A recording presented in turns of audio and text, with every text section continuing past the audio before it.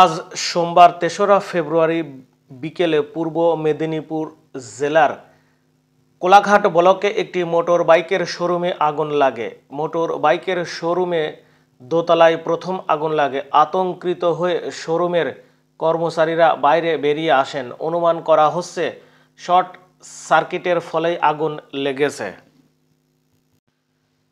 প্রথমে স্থানীয় মানুষজন আগুন নেভানোর চেষ্টা করে, কিন্তু আগুন না নেভাতে পারায় তারা কোলাঘাটে ফায়ার ব্রিগেড ও থানায় খবর দেয়। ফায়ার ব্রিগেডের দমকলের একটি ইঞ্জিন ঘটনাস্থলে পৌঁছায় এবং আগুন নেভানোর কাজ আরম্ভ করে।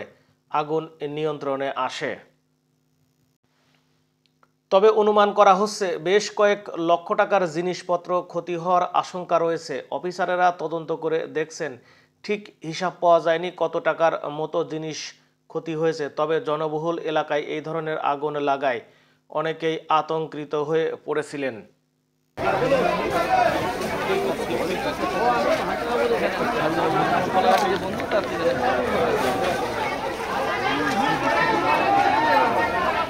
হ্যাঁ, আমি ছিলাম ওখানে। আজ যাবো যে এলো তার ঘরে আগুন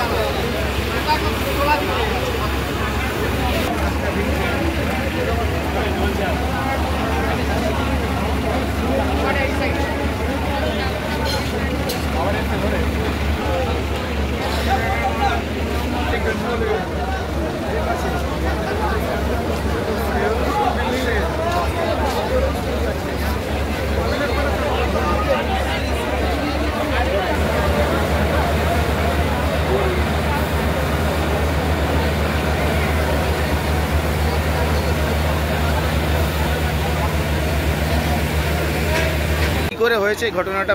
শর্ট সার্কিট থেকে আগুনটা লেগেছে। মানে কতক্ষণ আগে হয়েছে এটা? ধরুন না, আধা ঘন্টা আগে।